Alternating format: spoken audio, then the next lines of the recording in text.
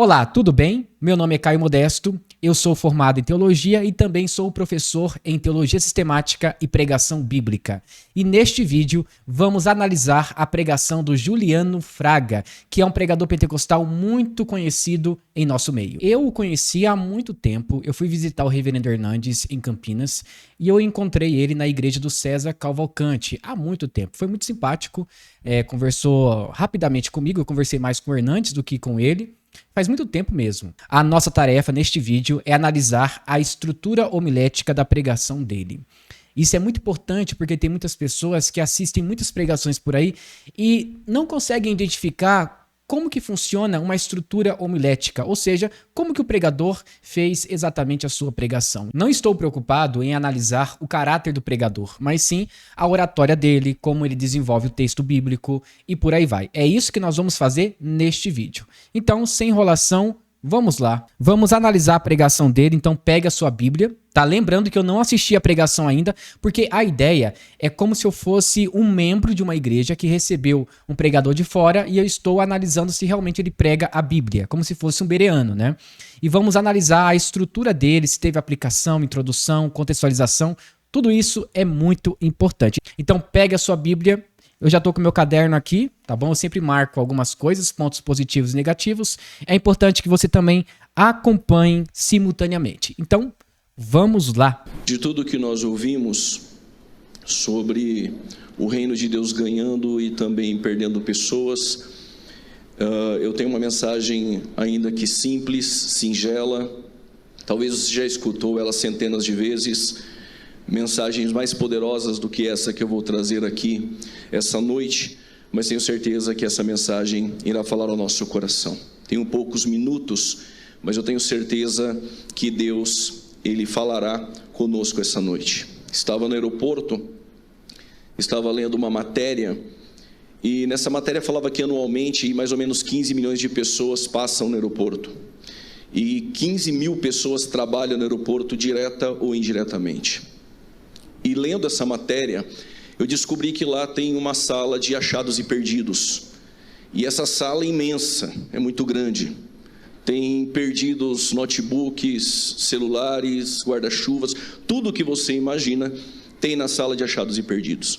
Aí eu perguntei para um funcionário se realmente havia veracidade. Ele disse: é verdade, a sala de achados e perdidos ela é imensa, extraordinária, e tudo você encontra nessa sala. E o meu voo era depois de 2 horas, e eu lembrei que na Bíblia nós também temos uma sala de achados e perdidos.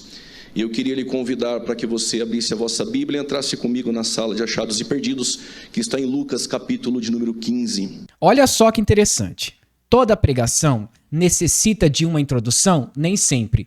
Mas é bom começar com uma introdução? É. Na introdução, você pode começar fazendo algumas perguntas, contando uma história ou fazendo alguma analogia. E perceba que ele usou uma ilustração. Isso é muito bom. Inclusive, neste livro, Pregação Cristocêntrica, do Bryan Chapell, no curso que eu dou aqui sobre pregação expositiva, eu falo sobre ilustração. Então ele trouxe aqui uma analogia e ele fez uma ilustração sobre, por exemplo, o aeroporto, onde tem uma sala de achados e perdidos repleta de objetos valiosos.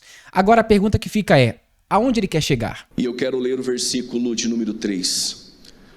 O cerne do Evangelho é exatamente tudo isso que nós cantamos aqui, que nós ouvimos. É sempre Deus buscando aquele que está perdido. É por isso que Jesus vai dizer que Ele veio salvar e buscar a quem estava perdido. Versículo de número 3 do Evangelho ao qual escreveu Lucas, diz assim: e ele lhe propôs esta parábola, dizendo... Se você quiser fechar a sua Bíblia ou deixar aberta, fique à vontade. Nós sabemos que Jesus, quando ele vai trazer essa parábola... Tá, já tem um ponto. O pregador não pode falar para a igreja fechar a Bíblia. Claro que ele não falou. Ele falou o seguinte: vocês podem ficar à vontade de deixar a Bíblia aberta ou fechada. Não cometa esse erro. Mas perceba, ele deixou uma opção. Ou você mantém a Bíblia aberta ou você pode fechar. Entretanto, como que a pessoa vai conseguir acompanhar o pregador se a Bíblia está fechada? Entende? Então, se ele não pediu para fazer isso, entretanto, não dê essa sugestão. Peça para os membros manterem a Bíblia aberta, tá bom? Vamos lá. É um recurso linguístico parabólico. É uma maneira de Jesus pegar coisas complexas e difíceis e trazer aos discípulos ou ao público de maneira bem simples. Alguns recebiam de mau grado, esses nunca entenderam a parábola. Alguns discípulos entendiam algumas das 40 parábolas contadas por Jesus. Às vezes eles não entendiam, mas procuravam o mestre depois, a qual mesmo iria explicar. A moral dessa parábola é quando os fariseus estão questionando Jesus, porque ele se assenta na mesa dos pecadores. E Jesus então ele propôs não contar 3 parábolas. Nessa trilogia ele conta uma parábola.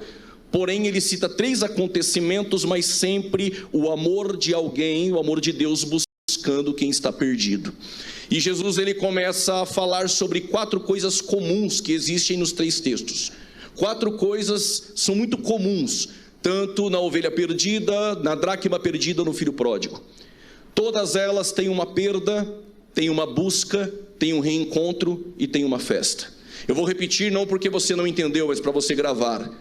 Nos 3 textos dessa parábola tem uma perda, em comum também tem uma busca, tem um reencontro e também tem uma festa.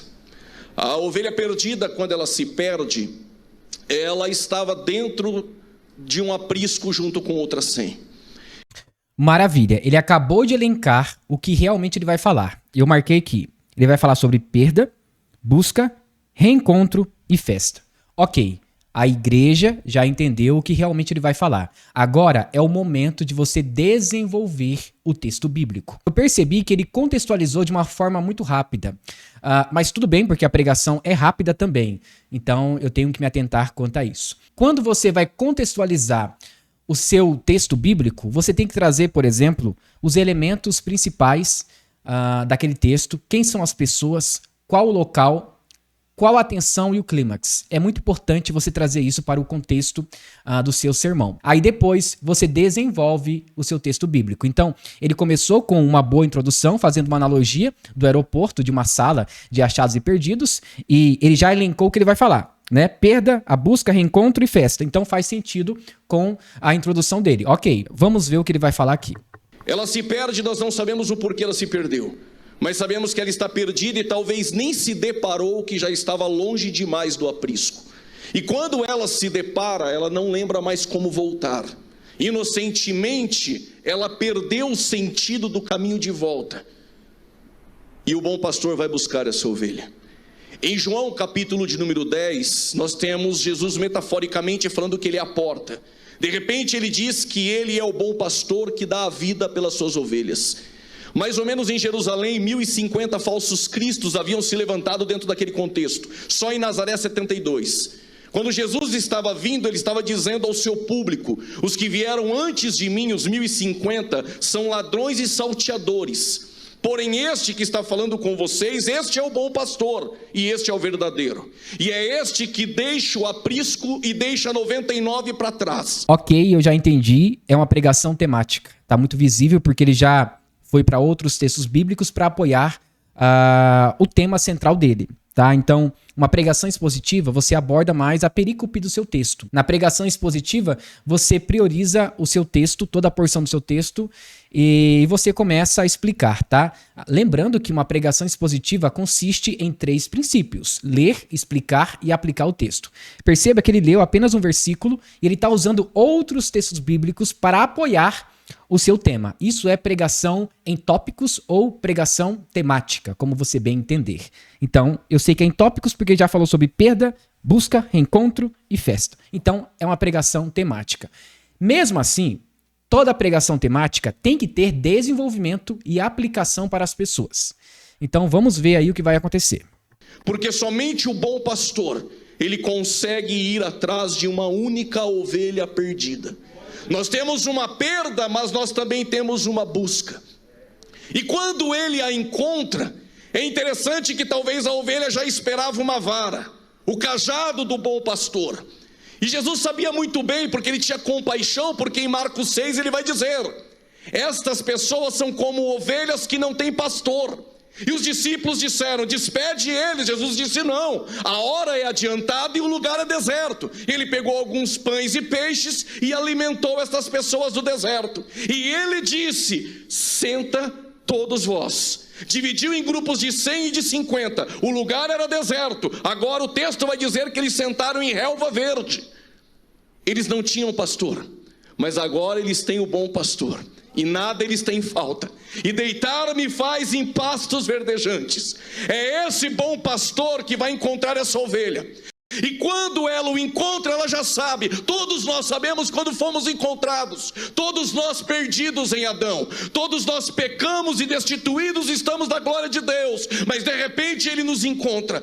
E o que a ovelha esperava? O que eu esperava? A vara. Isso que ele está fazendo é uma aplicação. Então eu não posso exigir de uma pregação temática a estrutura de uma pregação expositiva. Ele está usando recortes de outros textos bíblicos para dar um pouco mais de autoridade ao seu tema, tá? E você pode fazer isso na pregação temática. Entretanto, é muito difícil sustentar o mesmo tema até o final sem sair do texto bíblico. Entretanto, eu estou curioso para ver aonde isso vai parar. Vamos lá. Uma palavra dura. Não foi nada disso. O texto vai dizer que ele a pegou no colo. Nós não merecíamos o colo. Nós merecíamos o castigo. Nós merecíamos o juízo. Nós merecíamos a vara e o cajado. Mas nós recebemos colo do nosso bom pastor. Você que sente-se abraçado por este colo essa noite. Quando ele pegou a ovelha no colo, talvez ela pensou: já sei, ele é igual a todos os outros. Ele vai me levar no aprisco agora. Ele guardou as palavras duras para me expor diante das 99. Ele vai me levar para o aprisco. Coisa nenhuma. O texto vai dizer que ele levou-a para casa.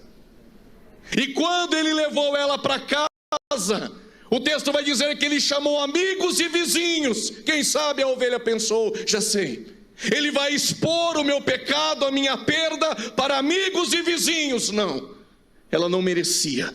Vamos lá, tem um ponto muito importante, e eu vejo que muitos pregadores fazem isso, e quando eu era aluno, eu também já fui exortado quanto a isso. Nós temos que apresentar o texto que vamos pregar. Então, ele apresentou o texto de Lucas capítulo 15, versículo 3. Entretanto, ele não falou, por exemplo, a perícope que ele iria trabalhar. Por exemplo, olha gente, eu vou contar aqui uma parábola, eu vou ler apenas o versículo 3. Entretanto, a minha perícope é do versículo 3 até o 15. Só um exemplo, tá bom? Por quê? Assim, a igreja que está com a Bíblia aberta consegue entender realmente o contexto da passagem, qual é o começo, qual o meio, qual é o fim. É muito importante você dialogar com o seu público, informar o que você vai fazer durante a pregação. Olha, gente, o tema é esse daqui, começa no versículo 1, finaliza-se no versículo 15, é isso que eu vou pregar nessa noite. Assim, a pessoa consegue identificar onde você está. Inclusive, tem muita gente que vai para a igreja e leva caderno, leva papel, leva um lápis, uma caneta para marcar exatamente o texto bíblico. Então, você tem que ser uma bússola para as pessoas que estão te ouvindo.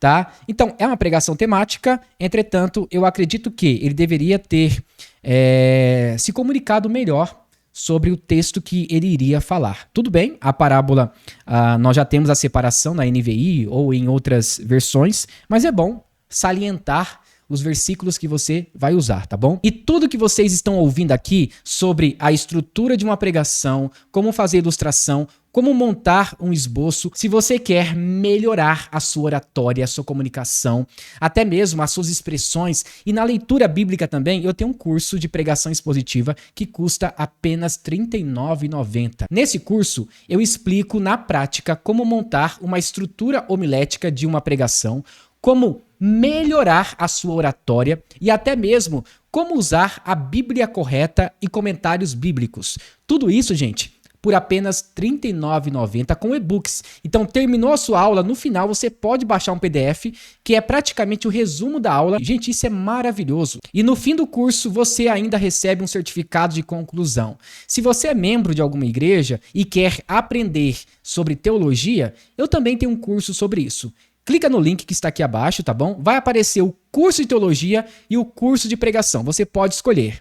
O preço é muito barato, R$ 39,90, tá bom? E você vai aprender realmente como montar um sermão, como começar bem a sua introdução, como fazer a aplicação e montar uma estrutura de um sermão, tá? E tenho certeza que você será um canal de bênção para a sua igreja. Então é só você apontar a câmera do seu smartphone para o QR Code ou clicar no link que vai estar na descrição deste vídeo ou nos comentários. Agora vamos voltar aqui para a pregação do Juliano. Tu vai dizer que por ela ele deu uma festa. As 99, o texto vai dizer que não necessitavam de arrependimento e eram justas. As 99 é Israel. Ele veio para Israel, mas Israel não o recebeu. Acharam que não necessitava de arrependimento. Então no meio do caminho ele encontrou uma Ruth, uma Raabe. No meio do caminho ele encontrou um cego, uma mulher samaritana. No meio do caminho ele me encontrou e te encontrou. Os gentios que estavam longes e perdidos. Mas ele não disse que vai nos levar para o aprisco. Calma, não se turbe o coração. Crede em Deus e também em mim. O que ele prometeu para aqueles que estavam perdidos e foram encontrados é uma festa na casa do Pai. Se prepare para essa festa. Ele não nos leva para o aprisco, mas ele nos leva para sua casa, irá nos dar uma festa, mesmo sem a gente merecer. Jesus continua. E ele encontra a ovelha, mas agora ele diz que também tem alguém perdido. Mas é uma dracma. Só que a dracma não se perdeu fora. A dracma não sabe que está perdida, mas está perdida dentro de casa. A moeda não tem sentimento, ela se torna insensível. Está dentro da casa, canta as músicas, mas é insensível. Os louvores já não te atraem mais. Os trabalhos da igreja você até participa, mas se tornou insensível. Não consegue mais sentir a presença. Insensível, está perdido dentro de casa. E só para te adiantar, a dracma no Oriente não tinha valor nenhum. Tem uma perda dentro de casa, mas também tem uma busca. E quem decidiu buscar a dracma sabe que ela não tem valor nenhum.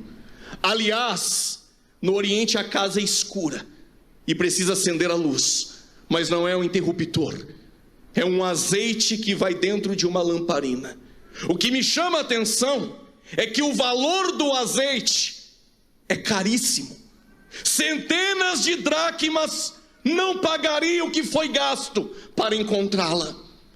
A dracma não tem valor nenhum, mas nela tem um sentimento daquele que a perdeu. A dracma por si só não tem valor. Ok, entendi mais um ponto, tá? Ele está usando as parábolas de Lucas capítulo 15 e fazendo a aplicação em cada parábola com esses 4 pontos. Em cada parábola, ele fala sobre perda, busca, reencontro e festa. Então, a cada parábola, ele está fazendo essas aplicações sobre perda, busca, reencontro e festa. Eu espero que você tenha entendido o que ele está fazendo aqui. Às vezes, quem está assistindo a pregação não entende a estrutura de um texto bíblico, mas entende a aplicação para a sua vida. Charles Spurgeon, conhecido como príncipe dos pregadores, era um pregador batista que pregava tematicamente. Ele disse que a sua pregação deve ser tão clara que um camponês deve entender e um rei também. Uma coisa é importante.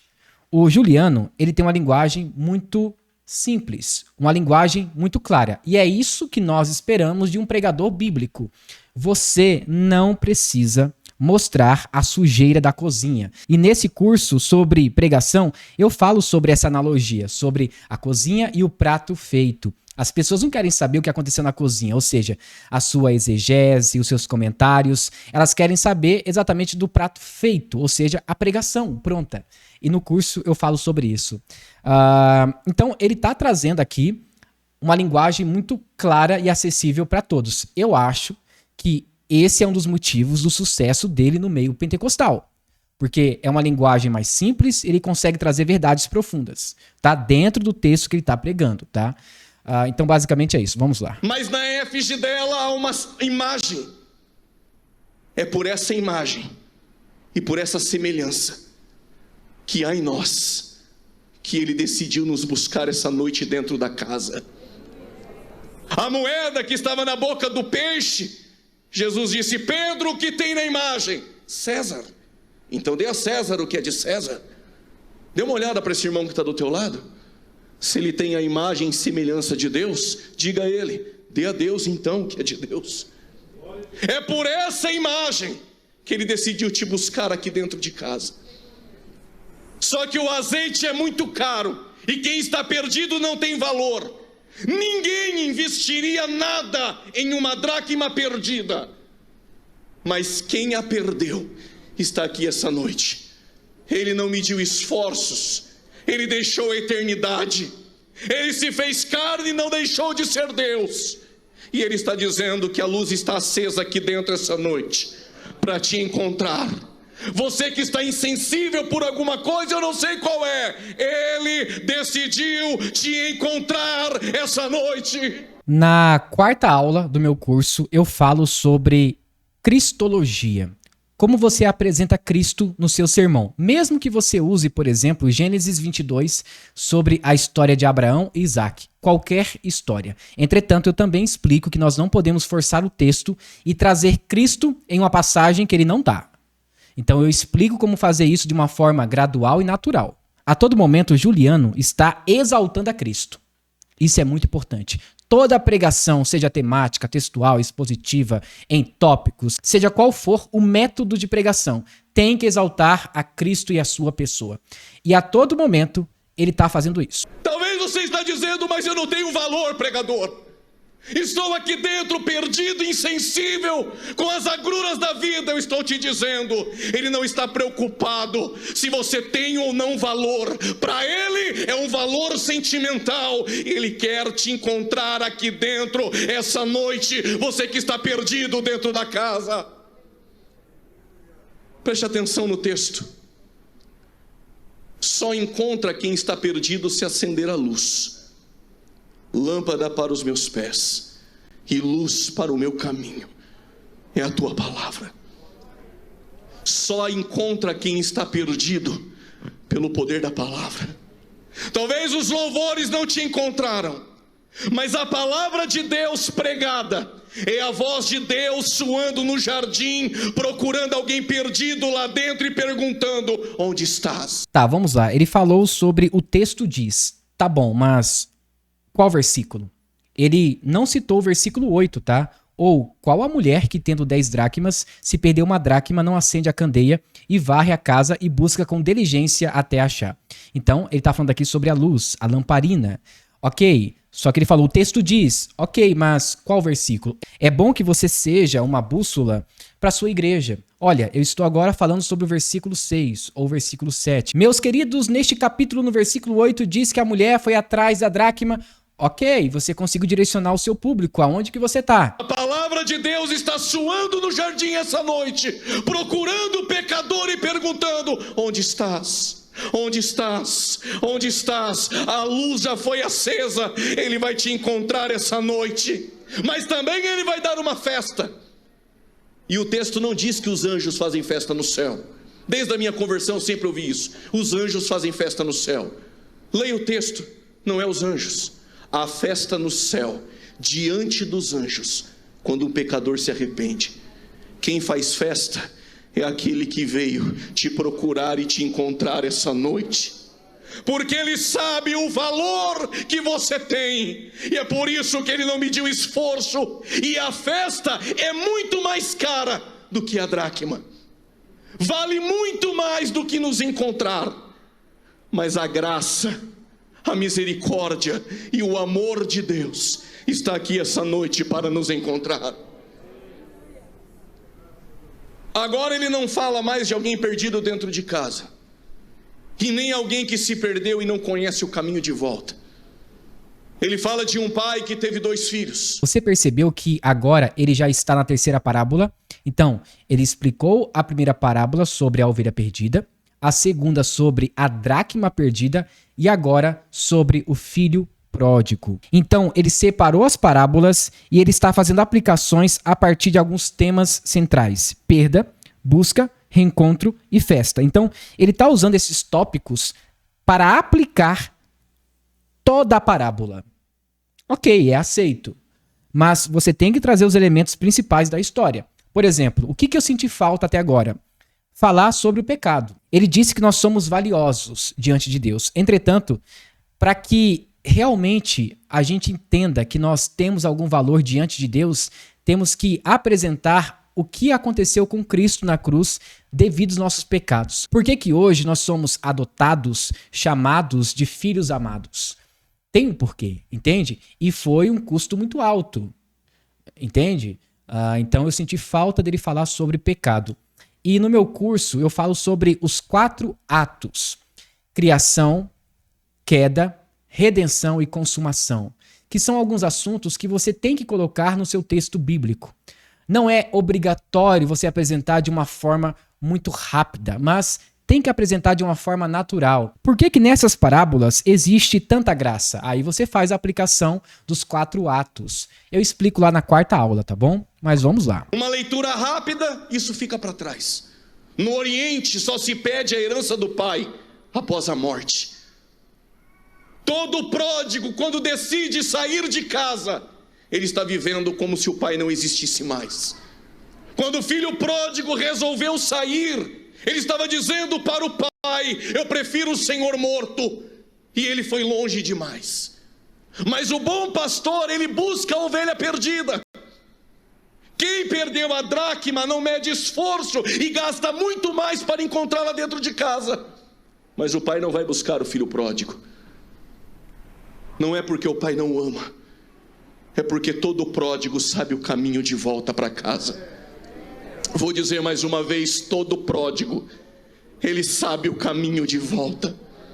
Ele conhece as músicas, ele sabe o valor da oferta no culto, ele já participou dos departamentos da igreja, mas ele decidiu sair. O pai não vai buscar, você sabe o caminho, mas ele está no mesmo lugar te esperando voltar. Só que a graça tem uma multiforma graça. Paulo, escrevendo aos Coríntios, ainda que nós não entendamos na plenitude, o versículo do capítulo 7, versos 10 vai dizer: a tristeza segundo Deus opera arrependimento para a salvação. Parece que o pai não vai buscar, mas a fome e a lama são métodos de Deus para trazer o pródigo de volta. Para todo pródigo tem fome. Para todo pródigo tem lama. E ele está no meio dos porcos, sem nada. E ele se lembrou dos diaristas da casa do pai, porque jornaleiro trabalha para ganhar no dia. E ele diz: até para eles nunca faltou pão. Só que na casa do pai não tem lugar para diarista. No coração do pai só tem lugar para filho. Diarista trabalha hoje, pega a bênção e vai embora. Filho tem o seu quarto.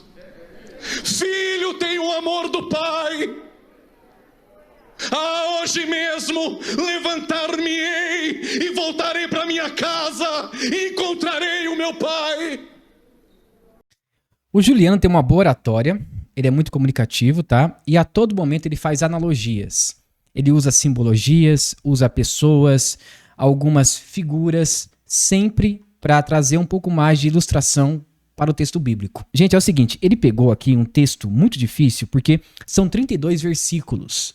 Então você pode ler simplesmente 2 versículos e depois contextualizar e explicar de uma forma narrativa para as pessoas o que realmente está acontecendo. E ele fez isso, tá? Quando você estiver falando, agora eu digo você que é pregador, sobre um texto bíblico e você está contando uma história, você pode separar a perícope e explicar para o povo: olha, do versículo 10 até o versículo 20, esse é o tema. Do versículo 1 até o versículo 10 é este tema. Então você pode separar em subtítulos e você pode se comunicar com a igreja para que realmente a igreja entenda qual parábola você está falando agora.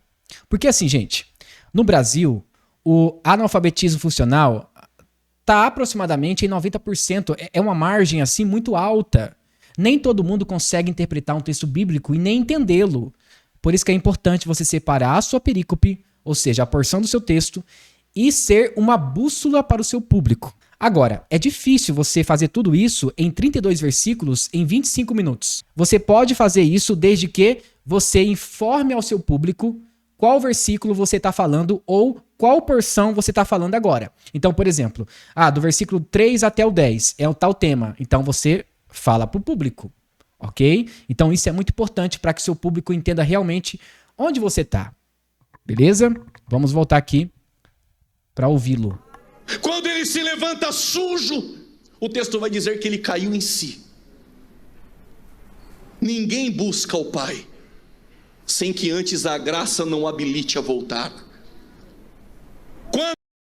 Olha que interessante. Como ele sugeriu que alguns podiam fechar a Bíblia, olha o senhorzinho ali atrás, ele está com a Bíblia fechada. Só que temos um problema, né? Ele é um ministro, né, do Evangelho, ele não pode estar com a Bíblia fechada. Isso não deveria acontecer, mas enfim, é um detalhe. Mas como você deu a opção, a pessoa pode escolher em deixar a Bíblia aberta ou fechada. Quando ele caiu em si, só o Espírito Santo faz o homem pecador cair em si. E quando ele cai em si, eu entendi. O filho pródigo é o pecador, e o pai é Deus, esperando ele voltar. E o Espírito Santo é que o convenceu e o fez cair em si. Mas cadê Jesus na história? É o mesmo caminho de volta para casa. Esse caminho nunca mudou. Você que me ouve pela internet, você conhece este caminho, e este caminho ele não mudou. Quando ele se levanta e ele vem para a casa do Pai, o Pai o espera. Tem uma perda, tem uma busca, mas tem um reencontro. E todo reencontro tem um choque da graça. O que ele esperava do Pai era: eu já sei. Ele vai trazer uma palavra dura, vai pedir para tomar um banho, para sentar no quarto e me esperar, porque ele vai falar comigo. Ele está cheirando mal, sujo como um mendigo. Aquela noite ele receberia milhões de beijos, receberia o anel, as vestes, o calçado. Uma coisa é admirável: alguém ficar freneticamente pregando entre 20 e 30 minutos sem nenhum esboço. Então, eu acredito que essa pregação ele já pregou várias vezes. Spurgeon dizia que uma pregação, para ficar boa, você tinha que pregar 10 vezes. Então, eu acho que ele já pregou muitas vezes, porque eu não vi nem esboço. Normalmente, nós que somos presbiterianos, nós escrevemos o que vamos pregar. Normalmente, os pregadores pentecostais, eles fazem um tipo de esboço, mas apenas com frases curtas, né? Ou subtítulos, mas sem escrever o sermão. Eu prefiro escrever porque evita de você falar besteira durante a pregação. E também é até melhor, tá bom? Isso daqui é elogiável. Alguém que não tem nenhum esboço, eu não vi nenhum esboço ali, pode ser que tenha, né? Um papel ali em cima, mas até agora é impressionante. Mas enfim, isso é prática, gente, prática. Mas nada para o filho pródigo foi como o beijo do pai. O texto vai dizer que o pai correu. No Oriente, pessoas de idade não correm. Deus quebrou o protocolo e foi ao teu encontro te abraçar. Depois que você já está aqui dentro, eles vão te abraçar, eles vão te beijar, mas só Deus, só o Pai dá beijo sem banho, dá colo sem banho. E ele abraçou no filho pródigo, e quando ele o abraçou, deu uma lida em Deuteronômio 21, versículo 18 a seguir. Todo filho pródigo deveria pela lei ser apedrejado pelo pai. Quem vai apedrejar quem a graça abraçou? Quem vai apedrejar quem o pai decidiu abraçar essa noite? Não era para você estar aqui, não era para nós estarmos aqui adorando ao Pai, mas Ele nos abraçou, é Ele quem nos justifica. Nenhuma condenação há aos que estão em Cristo Jesus. Sinta-se abraçado pelo Pai essa noite. Só quem recebeu já esse abraço, esse beijo, quando eu estava sujo, caído na lama. Aleluia! O anel não tem tanto valor, irmão. As vestes pouco importa. A tua credencial, a tua posição, pouco isso importa no reino. O que importa é o primeiro beijo e o abraço do Pai. Aos porteiros e diáconos aqui que me ouvem, vocês são os trabalhadores da casa do Pai. Vocês já viram pródigo sair e voltar. Já viram festa para pródigo. Já viram filho mimado que nunca saiu, mas também não quer participar da festa. Engraçado que vocês nunca saíram e também nunca reclamaram. Por que os diáconos e os obreiros, os trabalhadores da casa, não saem, mas também não ficam reclamando como o irmão mais velho do pródigo? Porque o texto vai dizer que para vocês nunca faltou pão. É o pão que te sustenta aqui dentro. É o pão da palavra que nos colocou de pé. E não deixa a gente sair e também não reclamar. Porque trabalhamos pelo reino, passe o que passar. Perceba que ele já mudou o panorama da pregação e agora é o desfecho, tá? Ele já está na aplicação final do seu sermão. Inclusive, ele começou a falar até sobre os líderes, né, da igreja. Então, já mudou o panorama da parábola. Claro que está conectada com as pessoas, a parábola, mas aqui o que parece é que é o desfecho da pregação, tá? Quando o pródigo entrou, só tem festa se o novilho morrer. Vou dizer de novo, só tem festa se o novilho morrer. Vou dizer mais uma vez, só tem festa se o novilho novo morrer. Só que o texto vai dizer que o irmão mais velho ouviu o barulho da dança e da música. Ele está dentro de casa e nunca saiu, mas reclama da orquestra, reclama da música, reclama do culto. Está aqui dentro, mas não satisfeito. Aí o pai foi lá fora falar com ele. E o pai olhou para ele e disse: por que vai ficar fora da festa? Se tudo que é meu é teu. Já era para você estar glorificando aqui dentro. Se tudo que é do Pai é teu, está reclamando do que aqui dentro essa noite? Eu não sei se você é uma dracma. Eu não sei se você é uma ovelha. Eu não sei se você é o pródigo. Mas eu tenho algo para dizer a você essa noite. Ele quer te encontrar. Pregador, eu não entendi minha conversão ainda. Eu disse pra vocês que é o desfecho, tá? É experiência, gente. A gente sabe quando tem o desfecho. Agora o que parece é que são considerações finais. Ele vai chegar lá, mas ainda ele tá finalizando o seu sermão, ok? Então vamos lá. Eu vou explicar isso muito rápido. Quem tá comigo, diga amém. A Maria, ela era noiva. Mulher noiva está preocupada com padrinhos, com roupa, com convites. O texto vai dizer que o Gabriel apareceu e disse: mulher, salve agraciada. No grego, haristos, você foi alcançada. Ser alcançado o que é? É o Espírito Santo pegou a semente e colocou Jesus lá dentro. Todos que fomos alcançados, recebemos Jesus aqui dentro. A partir dali, Maria parou de se preocupar com as coisas e passou a se preocupar com aquele que vai ser gerado dentro dela. Olha, gente, esse desfecho aí me pegou de surpresa porque saiu fora do contexto, tá? Eu acho que esse é um ponto negativo da pregação dele. Tem outros pontos negativos, mas nada assim fora do padrão, né? Acho que são erros que até eu mesmo cometo às vezes, né? De sair um pouco do texto, mas dentro do possível ele foi muito bem. Agora, esse desfecho dele, usando Maria como exemplo, usando também a graça e tudo mais, tudo bem que a graça alcança o filho perdido, mas eu acho que agora ele forçou um pouco o texto, tá? Porque mesmo sendo a pregação temática, Maria não cabe nessa história. Mas talvez eu esteja errado. Vamos ouvir até o final. O que fazer para não ser um pródigo e não se perder aqui dentro? Jesus tem que nascer aí dentro. Gálatas 1,16, Paulo diz: Jesus foi gerado dentro de mim. Qual é o passo da conversão? Primeiro, ser alcançado. E quando nós somos alcançados, Jesus começa a crescer aqui dentro. Essa analogia eu não achei legal. Ele estava indo bem até este ponto, tá? Isso anula a pregação dele de jeito nenhum. É o Espírito Santo que convence o homem do pecado, da justiça e do juízo de Deus. A pregação foi dada às pessoas, a mensagem foi direcionada a elas, ok? O Espírito Santo que faz a obra. Mas esse desfecho parece que foi improvisado. Eu não sei se em outras pregações que levam esse mesmo tema, ele usa também essa ideia de Maria, graça e essa presença da graça dentro de nós. E começa a ter uma transformação no nosso corpo de dentro para fora.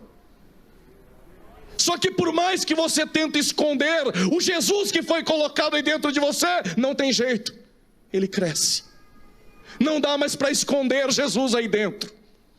Só que Jesus precisa nascer.